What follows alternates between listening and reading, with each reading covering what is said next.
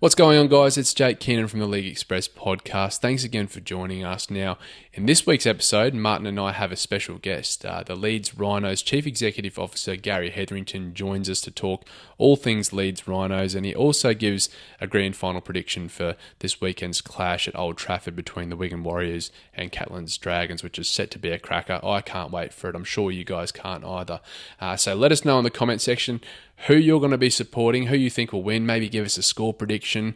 And while you're at it, don't forget to hit that subscribe button so you can get notifications when Martyn and I upload the weekly episodes, because we know we've built up a bit of a following, and we've got some keen commenters on every video. We really appreciate the feedback, so keep it coming, guys. Much appreciated. But what I will do, first of all, I'll thank the Leeds Rhinos and Gary Hetherington for their hospitality. We really appreciate Gary giving us his time. He's a busy man, and for him to make time for Martyn and myself, on a Tuesday morning, we're very, very appreciative. So thanks to Gary. But what I will do is quickly apologise to the watchers and listeners of the podcast. This episode, we had some technical difficulties in the first sort of 10 minutes. I think around the 2-minute mark, we had an SD card failure. And what I have done, though, is because we were filming it, I've just sort of replaced about an 8-minute period there with just the audio that comes from the video camera itself. So it's not going to be that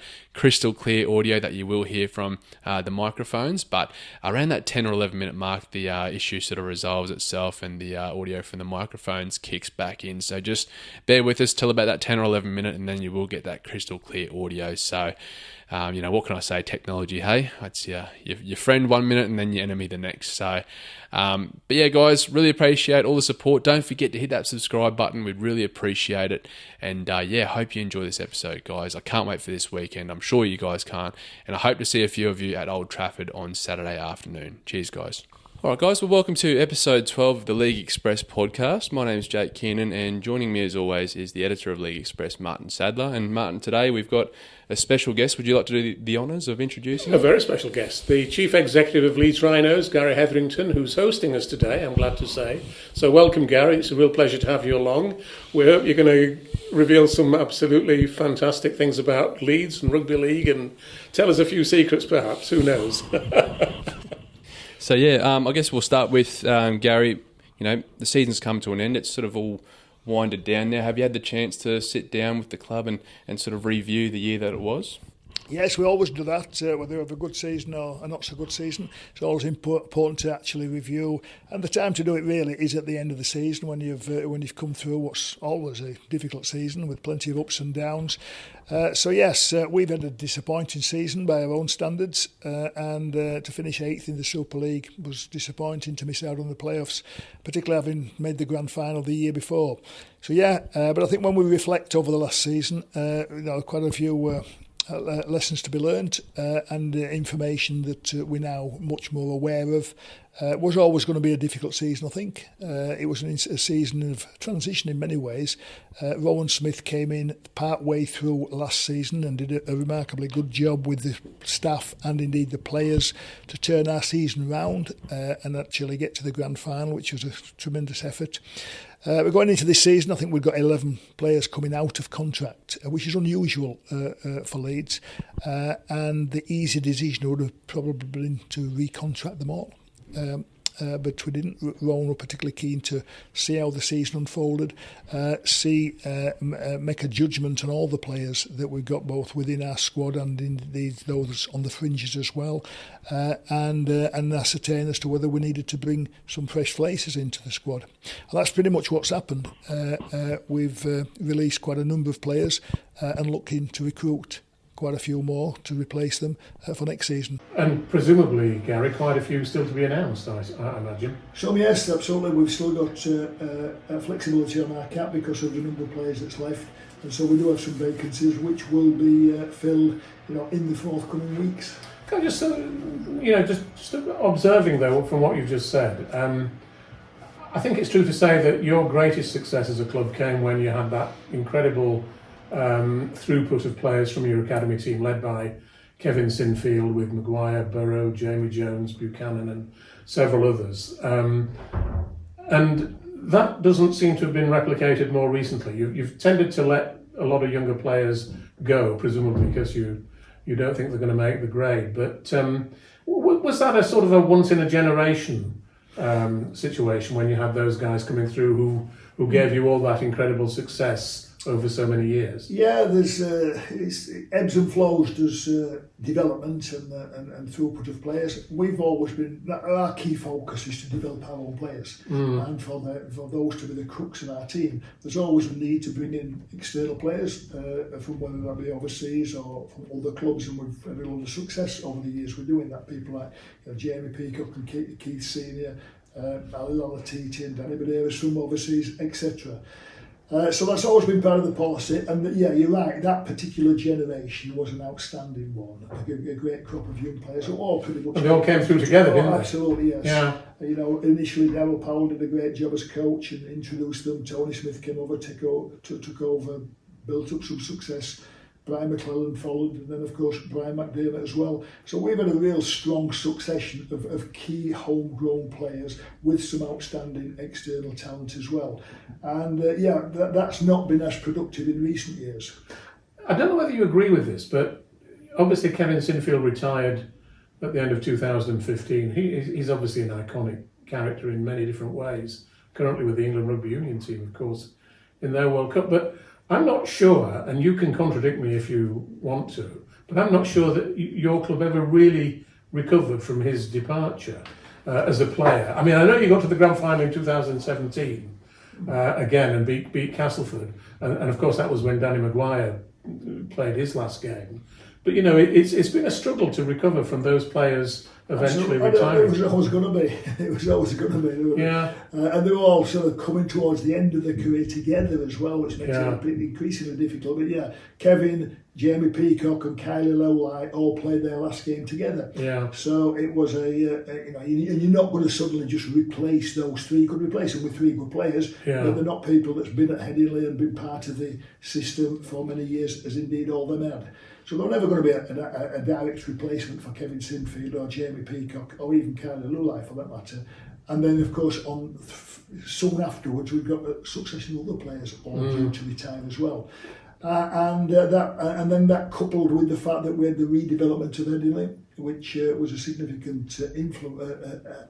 I mean, that must have diverted your attention to some degree from the team itself, because I mean, you're a busy guy, but you can't do everything at once. It didn't divert the coaches or the players themselves, but it obviously did affect the club's ability to trade. Our capacity went down to 9,000. We lost our training ground. And COVID must have been a disaster for you. We lost our training ground with the floods as well, which was another factor. And then, of course, when we finally got the development of the stadium finalised, we got COVID, which of course affected everybody, not just us. Yeah. So there's been a significant disruption, but nevertheless, at the end of the day, that's not looking to make excuses. You always want to be competing at the top end.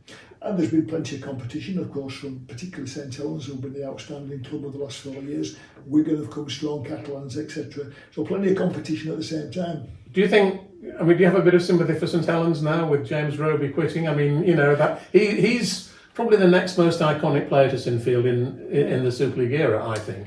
And St Helens have got a similar sort of challenge on their hands. They're going through, there's some outstanding players or very experienced players now coming towards the back end of the career. Yeah. I think where St Helens and Leeds and Wigan and other clubs have been strong is our production of players. And sometimes they don't always come on stream exactly when you need them to. But I think here at Leeds we've got an outstanding crop of young players, in fact the best crop that we've had for 20 years. In your academy? In our academy, in our scholarship and our junior development, yes. The quality is quite outstanding.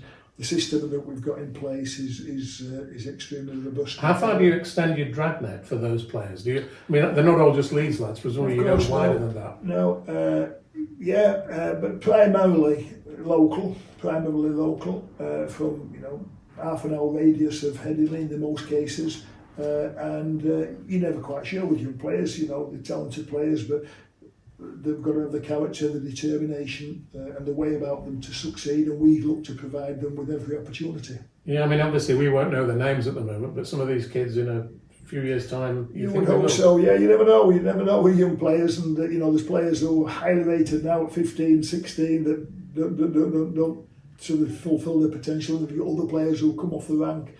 And late developers like Jamie Peacock. Absolutely. Yeah. We've got a lot of examples of those.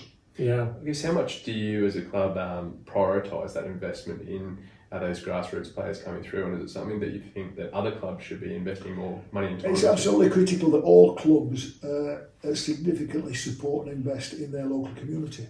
So our community is Leeds. There are 31 community clubs in Leeds, which is a great strength of ours. We've got a very strong partnership with our foundation, the Leeds Rhinos Foundation, who also provide tremendous support for those clubs and indeed schoolboy rugby league as well. So there's a big job to be done by the game, by the RFL and by individual clubs. Because if we don't do it, nobody else will. So we're dependent on the strength of the community clubs and the volunteers and everybody else. But by the same token, we need to be supportive of them, which we are. And we are all for the benefit of rugby league. Young players emerge, and they need to be given an opportunity. Gary, one of the interesting things that's a terrific number, isn't it? 31. I was reading about Penrith in Australia, and they've got 24 clubs in their district apparently, they're probably the strongest in Australia. So that says a great deal for you. But this isn't reflected in the IMG gradings, is it? As far as I'm aware, all of this work that you do, and the junior clubs that surround you, that doesn't count for even a percentage point. It should be really, because it's critical that all clubs do their bit to promote the game in their area and outside their area as well, where possible. There are other, we need to find new talent pools. Everybody's fishing in the same ones. We need to get our game played. Participation is a big challenge in non-traditional areas. It's interesting. I think you were at Featherstone, weren't you, on Sunday evening to watch their game against London Broncos? And I think London had quite a few Southeast London-based players in their squad, didn't they? You've got to admire that, because it's a lot more difficult to do that in London than perhaps for you in Leeds, I would have thought. Well, you'd like to think there's a lot of rugby players in London who could, there may be rugby union players who could transition to play rugby league extremely well. Yeah. And so it's a big place, and so London is a critical area really. And it's great that London Broncos have got so many local players in their team.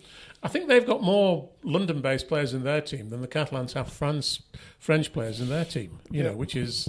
a bit sad really in some respects. Good for London, but very bad for French rugby league, I think.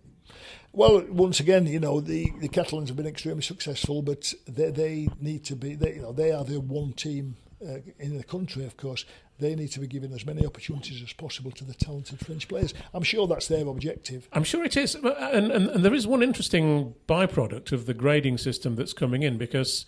I obviously don't know what grade. I imagine your club will get a grade A. You must be the favourites for that. But I don't know what the Catalans will get. But if the Catalans did manage to get a grade A ranking, then they'd have no excuses for not developing French players, because the threat of relegation would then be removed from them, wouldn't it? And it would then be possible for them to give a priority to some of their local French players rather than necessarily recruiting from the NRL. The threat of relegation is removed, but the challenge to win the league leaders title and the Challenge Cup, you're playing at the top end of the game, so you've got to be competitive. You at can't the top end go of the game. completely wholesale in that direction. Yeah. But at least it should be an incentive for them, I would have thought. Yeah.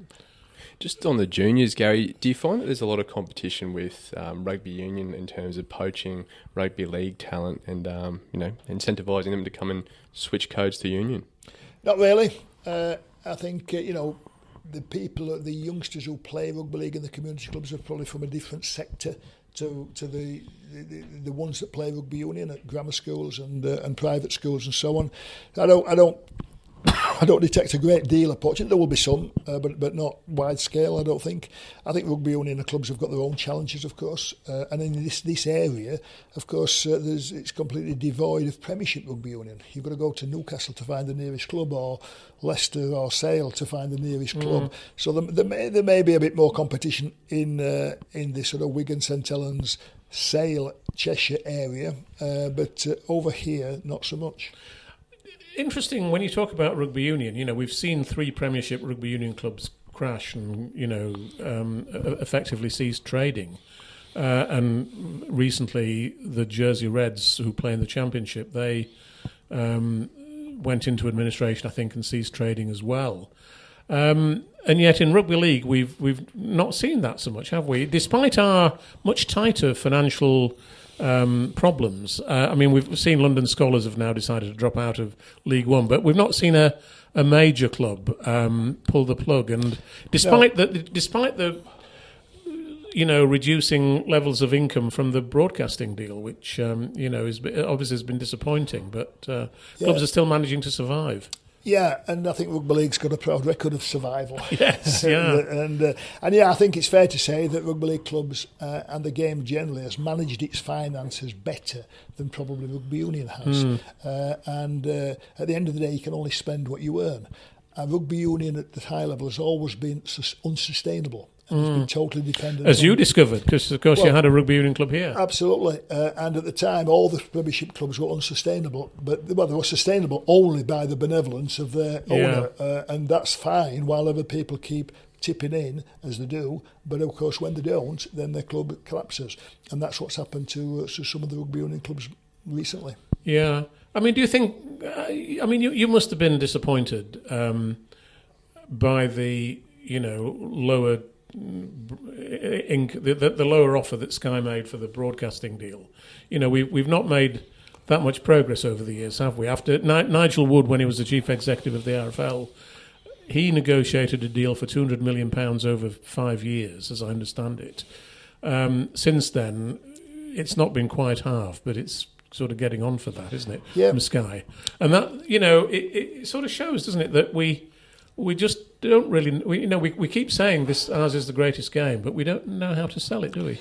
Yeah, no, you're quite right. That's one of the real challenges for the game. How do we grow our commercial income? I think having IMG as a partner now, a strategic partner, is a big asset and will help. But at the end of the day, competition in the broadcast market is such. Sky they've got new owners effectively, so I think there's been quite a few changes there. And what we've got to do in rugby league is create competition. Create a real value for our products. We've got to create competition amongst different broadcasters who are all keen to show our game, as indeed that's what soccer have done, and to a certain extent that's what cricket has done as well. We've got to do the same.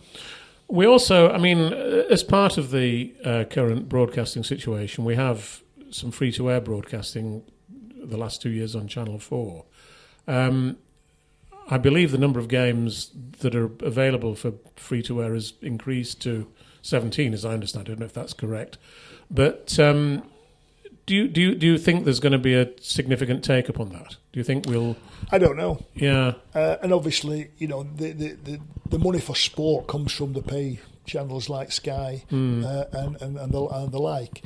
Terrestrial television is vital to all sports, but it doesn't generate a great deal of income for those sports. That's the challenge. But I think the rugby league have benefited from the BBC coverage in particular. I think Sky have been a terrific partner now for many years, and their partnership has got to grow, and Sky got to understand the challenges within the game and what they can do to help us to realise our potential. Because I think one thing we all agree is that rugby league is a game with a tremendous amount of potential. Yeah, but we seem to have fallen down the list of priorities for Sky, don't we? We're not, back in 1996, a lot of people were saying rugby league is going to challenge football as the major code in this country. Clearly that didn't happen. But it's probably fair to say we were perhaps second or third in the list as far as... Well, lots happened in the last 27 years or whatever it's been. There's a lot happened in, even social habits have changed and so on. How people watch television's changed. Emerging sports, 27 years ago we didn't have women's sport, for example. Women's sport is the massive thing, isn't Absolutely, it? So there's been some significant changes, and obviously Sky Sports have changed as well. They've changed personnel, they've changed ownership, in fact. So we've got to move with the times, and we've got to live in today's reality. And it's a competitive market. So we've got to work hard at developing the best product that we can and look at attracting competition for that as well. But I've written a piece in our paper this week. I was looking at the RFL lodged their accounts at Company's House last week, and it's a 36-page document which I actually read through fairly carefully. And it's interesting, the RFL, their report says that the RFL has 8 sort of subcommittees within it that cover various aspects of administering the game. But the one committee that's glaring by its absence is a marketing committee. They've got all sorts of things on diversity. They've got, a remuneration committee, all the things that you might expect. But not what's really important, which is marketing the game. And I know Rugby League Commercial now that task really now falls to Rugby League Commercials. Well, it ought to be in both organisations ought to be thinking about marketing. Well, Rugby League Commercials is a part of the Rugby Football League, the game. It's not a separate entity, but it has now got the single challenge to actually grow the commercial revenues of our game. It's a real opportunity for our game to put all the commercial properties into one operation, and all the major events as well. So they've got to leverage the very best value from the commercial properties and build up those major events to become really attractive. Are they doing ones. It though? I mean, that's what they need to do. Yeah. And of course the challenge. I'd love to know whether they do. I mean, we hope they are. Absolutely. And of course, we can't expect to hear about everything. I think we've got the structure right in terms of having all the games properties under one roof, so it makes it easier for sponsors to understand but now they do need some resource. I mean, we're asking them to do a big job without being capitalised, really, because that's one of the challenges for the game. We do need some investment to be able to go into the sort of qualities that they'd be able to bring. So, yes, I think we've got the structure right. We do need to generate more central revenue, both for the clubs and indeed for the game. Well, we've never actually invested much of the revenue that the sport gets into marketing, have we? I mean, it's interesting, if you go back to 1996, when Maurice Lindsay, who was the chief exec then, negotiated that deal and got £87 million over 5 years, it all went to the clubs, and virtually all of it, and not a penny of it, as far as I'm aware, was ever invested in a marketing structure for the game as a whole. Some money, but not very much, flowed into the then Super League organisation whose job was to market the major events that Super League controlled. Some marketing has been a facet of the game that's not been as strong as it could and should have been. And there's a great example this weekend, isn't there? Because it's a Super League Grand Final, and before the Catalans won through to it on last Friday night against St Helens, there were some people, within Rugby League panicking inevitably at the fact that if they won, we wouldn't get a great crowd at Old Trafford, we wouldn't go anywhere near to filling the stadium, which probably is true. And we're not yet in that situation as a sport where our big games are automatic sellouts. Absolutely. And other sports don't struggle with that. So that's what the challenge is, and it's a challenge for Rugby League Commercials, but it's a challenge for the game, because the whole game's got to come together, and the fans and the clubs have got to come together and support all the major events. You've been saying this for a long time, Absolutely. Though, Gary. It never seems to happen. I know. I mean, if you look at the other code, their World Cup in France, even games between nations such as Uruguay and Romania, whoever it might be, are still getting full houses in France, wherever in places like Lille or which are not generally rugby areas of either code in France, but they seem able to do it because they've got the marketing structure and strategy to be able to fill those stadiums. We've got a fantastic event taking place this Saturday at Old Trafford. And yet we don't, what will that's we the get? challenge. 50,000. Absolutely, that's the challenge for. Yeah, but sometimes it's got to stop being the challenge. We've got to actually do it. It always remains a challenge. We've just not tackled it effectively in the past, and that's the thing that needs to change going forward. I guess the other disappointing thing about this weekend too is there's a couple of other big events on in Manchester. I think there's KSI, the YouTube influencers, doing a boxing match, I believe, and there's also a Tag Fest Carnival going on, which is like rugby tag, Oz tag, I guess you call it. So maybe that'll help us pull some numbers from that festival to the game. But when you're competing against these big boxing matches, that also makes it quite tough. Is that at the Manchester Arena? I believe so. Yeah, it was just something I heard on the street last night. So we've got to tap into our own market. There's probably 100,000 people regularly attend matches in rugby league. We've got to tap into all of them to become passionate followers of the big games at the big events, but also we've got to tap into the new market as well. The casual fans that go to World Cup events, go to different sporting events, go to the cinema, go to be entertained.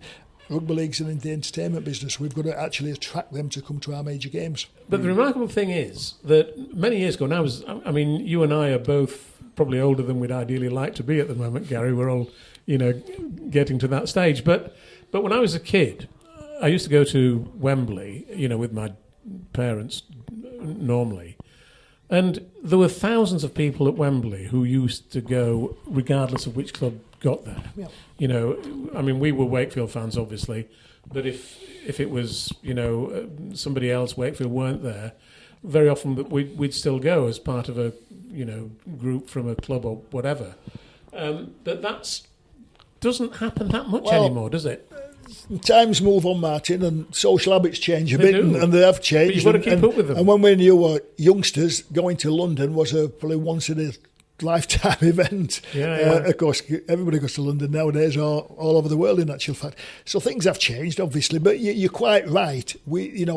Our fans, if we're fans of the game, we're fans of the clubs, but we're fans of the game, we've almost got to feel like a sense of responsibility to go along to these major events, to enjoy them first and foremost, but to participate as well. Well, they are great events. I mean, the grand final is always a fabulous event. You'll find out this weekend, hopefully, Jake. It's a fabulous event, and it deserves a full house and should get one. Yeah, absolutely. In my view. By the way, who do you think is going to win? I don't know.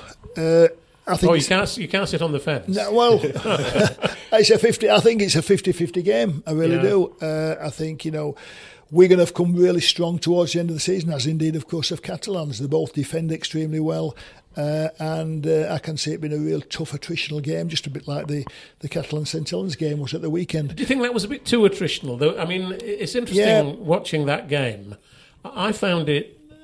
I wasn't as excited by it as I thought I would be. Yeah. Because it was so attritional. Yeah. And there was very little clear flair until Sam Tompkins got that try at the end that won the game. And St Helens, one time St Helens were regarded as being, the real club that would, entertain and throw the ball around. But under Christian Wolff, I think that changed, didn't it? And that's both teams played the percentages and reducing mistakes and so on. But both teams found it difficult to break down the opposition defence and found it difficult to score. And of course, if you're going to win any game, you've got to score. And I think that comes down to coaching. I think we as administrators need to find a way of encouraging our coaches to be more creative, and there may need to be some rule changes to do that. You've got to change some habits. I think it will be more open on Saturday. It'll be a quick game, but it'll be a really tough attritional game, and I don't think there'll be a lot of points separate either team. But you're not prepared to predict a winner? Well, I think Wigan will be slight favourites. So if you had to put your life on it... I'm glad you managed to coax that out of me. If I had to put my life on it, I'd say, well, I'll go with Wigan. But I wouldn't be surprised if Catalans won, and it could go either way. Yeah. It was interesting watching the post-match interview with Paul Wellens, just seeing how emotional he was. Did you manage to catch that after the game? He was almost holding back tears, and it's nice to see that passion from the coaches. Well, for St Helens, they got bidding to win the trophy 5 consecutive years, which in this day and age in a salary cap sport would have been a remarkable achievement. It's been quite remarkable to win it 4, but to go and do it 5, that would have been. And so, of course, losing the game on Saturday, they lost a chance to do that. So it would have been emotional for the coaching staff, for the players, for the fans, for everybody connected with the club. But that's sport. That's sport. And, it was a dramatic finale on Friday, and Catalans stayed in the game all the way through, and then, of course, took the lead when it mattered. Yeah, we've actually got 2 major trophies in rugby league, haven't we? The Challenge Cup and the Super League title. And with 12 clubs, you ought to be winning 1 major trophy every 6 years, if it was an equal contest. We're in a salary cap sport, and part of the objective of the salary cap is to create competition and create an equalisation in many ways. Yeah. And I think it does that to a certain extent. But not enough, because we've still only had 4 winners. Well, this year we had Kingston Rovers and Lee in the Challenge Cup final. They beat St Helens and Wigan in the semi-finals. That was great. That was a good example of. It was very refreshing, wasn't it? And when you look at the Super League competition this year, clubs like Lee and Kingston Rovers, Salford, they've all effectively punched above their weight and had good solid seasons. And teams like ourselves and Hull, Huddersfield have all had disappointing seasons, but that's the essence of sport and the unpredictability of what's now a pretty competitive Super League. Absolutely. And Gary, I think you've got to go fairly soon, but before you do, I think you were at Featherstone on Sunday night and you saw London Broncos, didn't you? And what do you make of their prospects? They've obviously got to go to Toulouse this weekend, which is by no means a win for them. That should be another even game, shouldn't it? And fortunately, we'll be on Viaplay for those of us who aren't going to be in France at the weekend. But it's going to be quite a weekend, isn't it, for London and for Toulouse? So London have made a late surge. They strengthened the squad. Were you impressed by them? Absolutely, yeah. And I wasn't surprised because the previous week's results, they went and beat Sheffield, who were a good side in themselves, 40-0. So I knew they were coming to Featherstone with a good chance of winning. And it was a very competitive game, but at the end of the day, London were the better team and deserved to win. And I think they'll be the favourites to win at the weekend as well. So yeah, they've put a pretty strong squad together and they've kept fairly injury-free. The coaching staff have done a good job and they've got every chance of getting promoted back into Super League. I think Mike Eccles has done a great job, hasn't he, as their coach? Yeah, absolutely.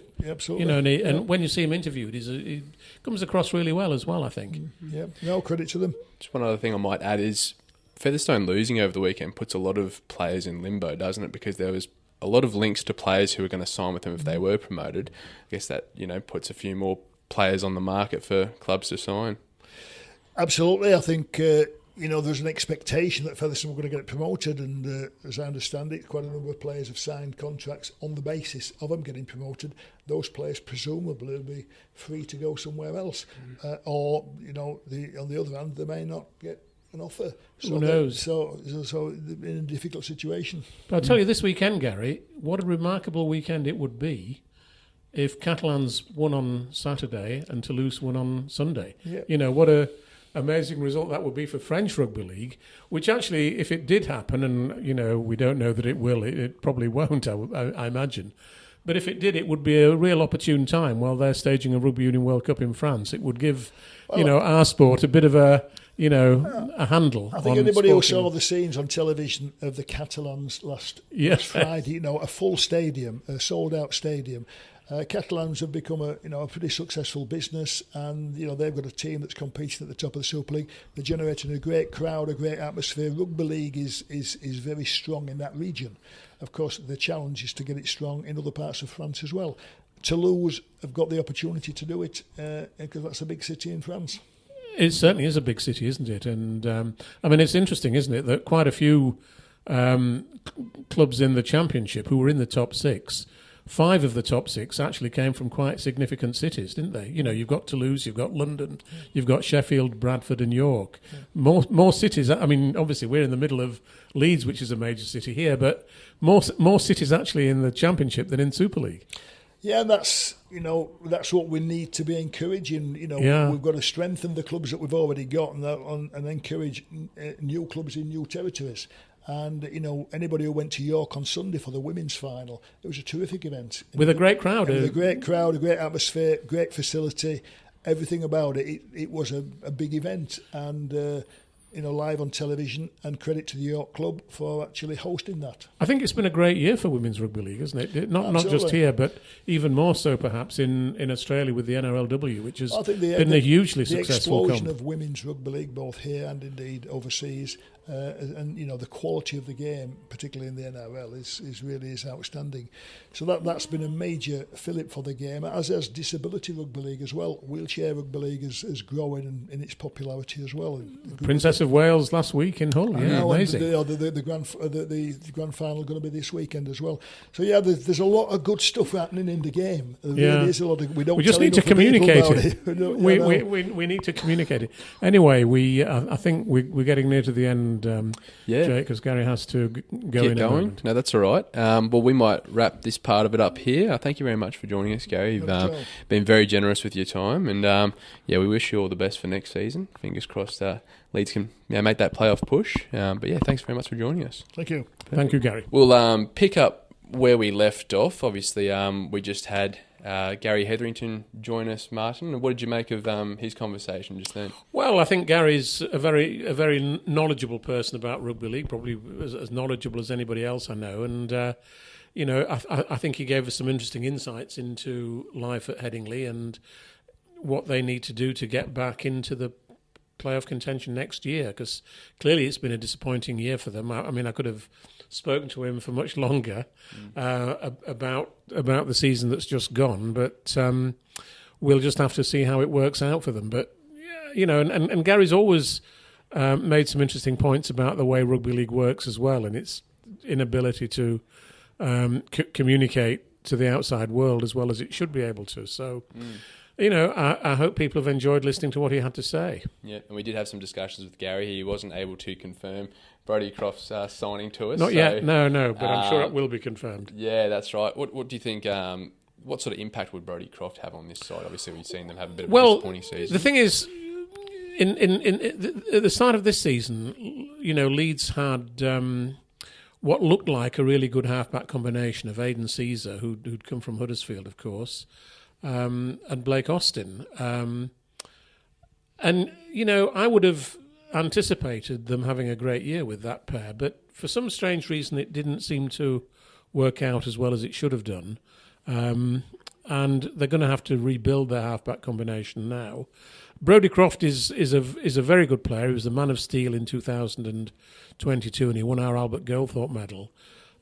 So, hopefully from a Leeds point of view, he will be part of the solution, but it's going to be interesting to see who he plays alongside, isn't it? Because he won't be able to come and do it all himself. And the thing about Brodie is that he's had a great relationship with Mark Sneed and Andy Ackers and Ryan Brearley at Salford. That really strong spine that they've had there, and he's been brilliant at being part of that spine. But when he comes here without those three supporting players, will he still be the same player? I mean, hopefully yes, but we'll just have to wait and see. I'm expecting it to be quite a expensive transfer fee. It must be nice. You would imagine. Well, Salford are clearly struggling financially. For some reason, and we've said this before on this podcast, but for some reason, Salford have never been able to attract a major investor, despite being right in the heart of Manchester, the conurbation of Manchester,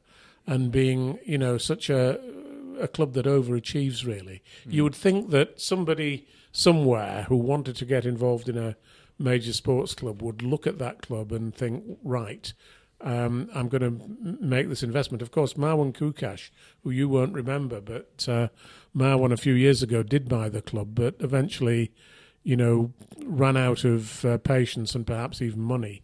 And eventually departed. And since then, they've not been able to get anybody else coming through. No, so yeah, obviously it helped them out tremendously if they could offload him for quite an expensive transfer fee, but would also benefit. There's also Leeds, a story coming out now about Ollie Partington perhaps leaving for Warrington, with the possibility that Joe Bullock, the Warrington prop, will move to Salford, so we need to keep an eye on that one as well. Yeah, absolutely.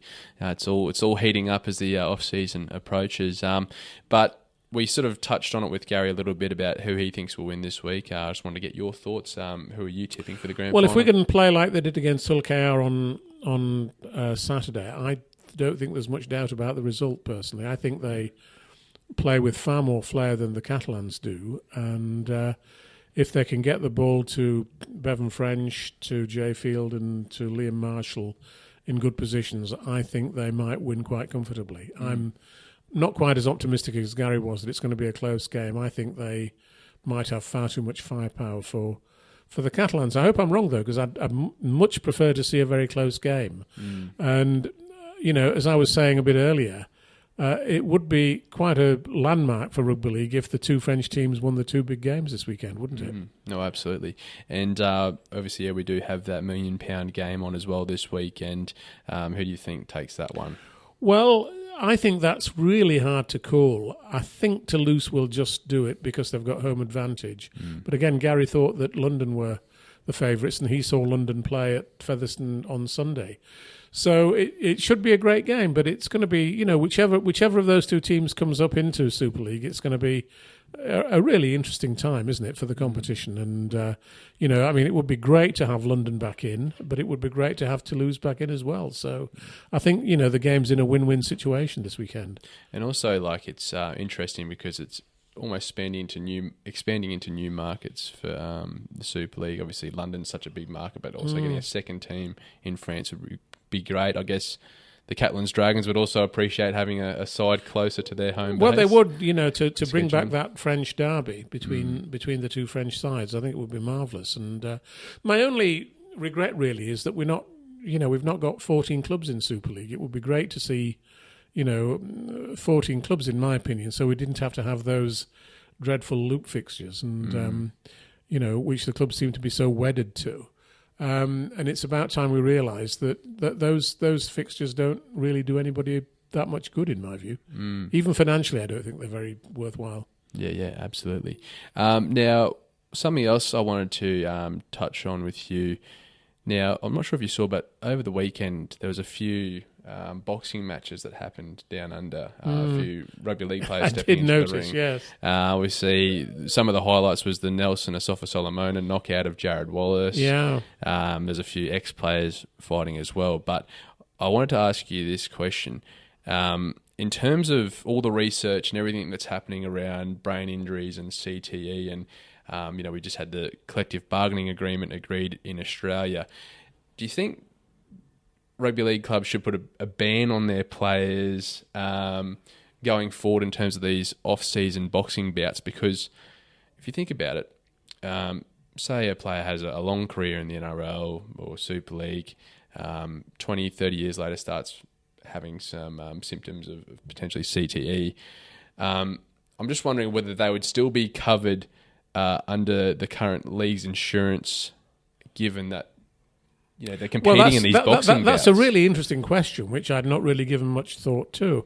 But when you put it in that way, I was going to say, my immediate answer to you was going to be, well, you can't stop people doing what they want to do. It's their life. They know the risks, and they obviously enjoy testing themselves in boxing, as many of the players have done. But when it comes to signing insurance contracts that are intended to protect both the club and the player against eventualities that might occur, later in life, maybe there is an argument for clubs banning players from going into other sports, particularly dangerous sports such as boxing, where they might, suffer brain damage potentially, which is certainly a possibility.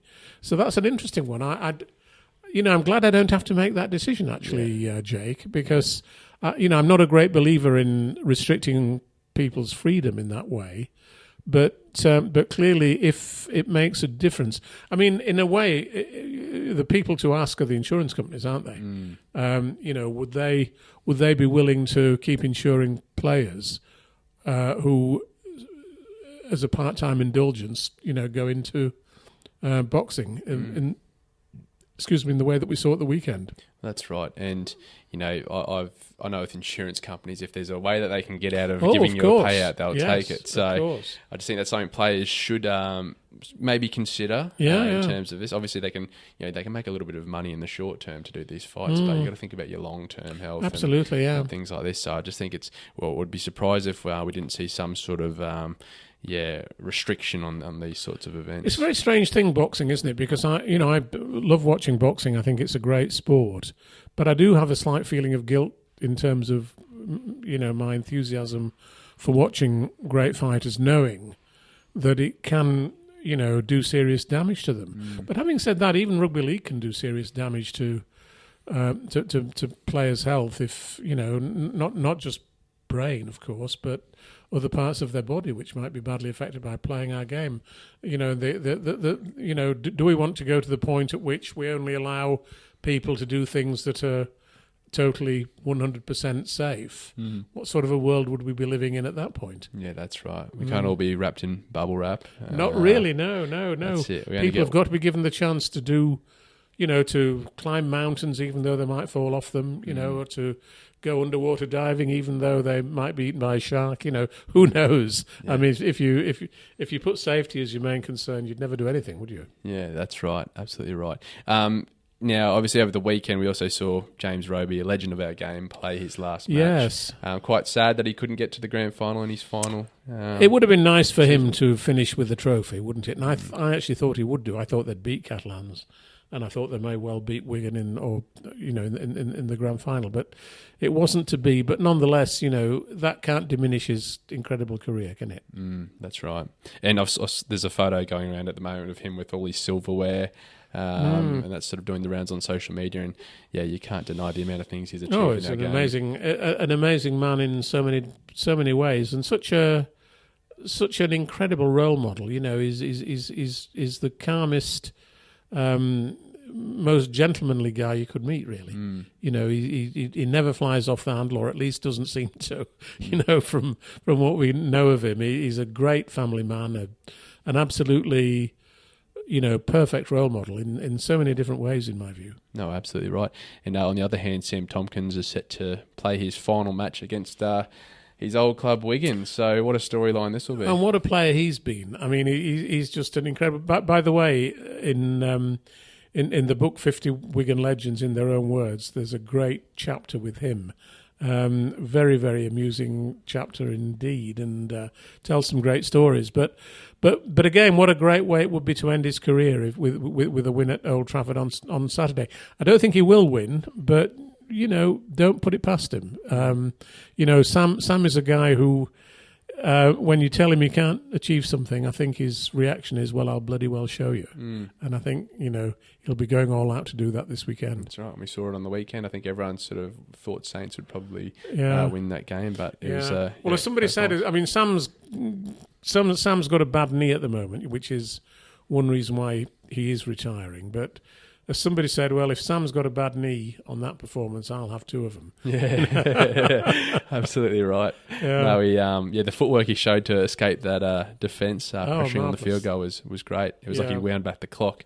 Now, there's been some of the international team lists announced for the Pacific tournament kicking off in Australia this weekend. Australia taking on Samoa on Sunday. I sort of briefly went through the team list with you before.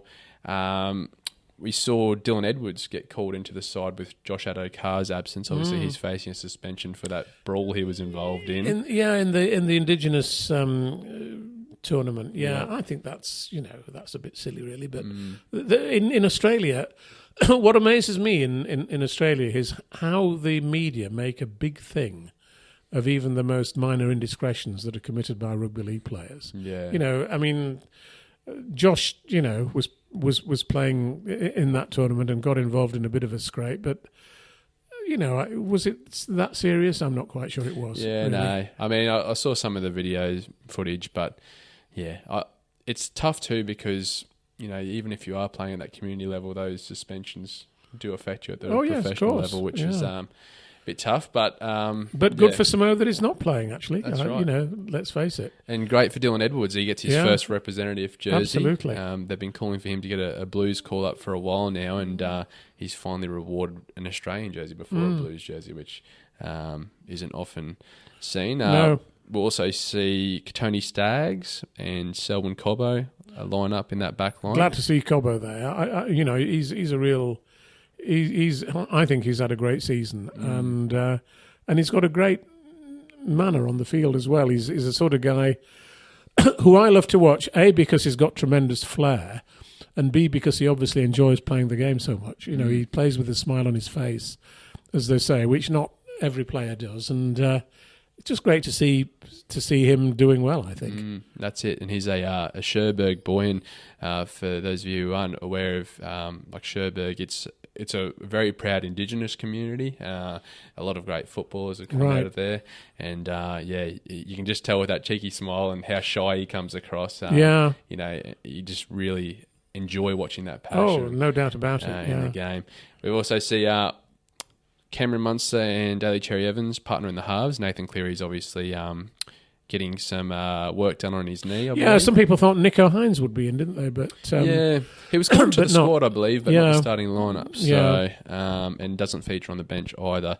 They've gone with Ben Hunt at hooker and Harry Grant on the bench, the same rotation that Queensland do.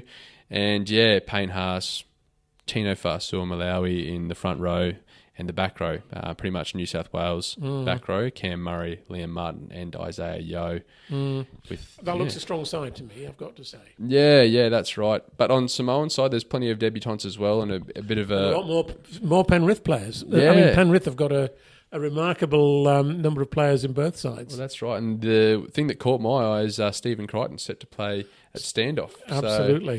So, be glad to see you calling it standoff and not 5'8". Yeah. Now you're in England. That's right. I'm starting to get used to that. Yeah. So he'll partner Dejan Assi in the halves. We'll see Sil Falongo, the young fullback from Storm, get a call up and play in the one jersey with Joseph Suaalii. Well, I hope he has a good game, and I hope he's very inexperienced. But when we saw him earlier this year playing for the Storm, he looked terrific. Yeah. But obviously, he might be seen as a weak point by the Australians, and they're likely to put him under a lot of pressure. Yeah, a lot of I hope he comes through it okay. Yeah, no, definitely. So one to watch for sure. Just looking at the other side, seeing if there's any other surprises. Murray Taulagi, who played for Australia in the World Cup, he's now representing Samoa. I don't think because he wasn't picked for Australia, so he has that dual heritage where he can represent Samoa. So that'll be great to see. And yeah, that's about it. Well, put it this way: after Samoa very nearly beat England in the Rugby Union World Cup at the weekend, it'll be interesting to see whether Samoa can beat Australia in the Pacific Cup in Rugby League. And if they did, that would make a massive impact in Samoa, wouldn't it? Well, that's it. And it's still a very strong lineup considering they don't have Jerome Luai or Joseph Suaalii playing. So you imagine if you throw those two in there. And they've not got Reece Martin, have they? Playing for them for PNG, yeah. Oh, no, sorry, I'm thinking of PNG. That's right. No, we're just discussing it before. We don't have the actual team list here in front of me, but there's been a few surprise omissions of the PNG side. So Edwin Apape hasn't been selected. Now we don't know whether that's due to injury or based on performance, but yeah, he hasn't been selected, which is. Well, it would be surprising if it was based on performance, but as I say, we don't know. He may have pulled out on the advice of his medical staff at Lee because no doubt he's got a few bumps and bruises to sort out over the close season.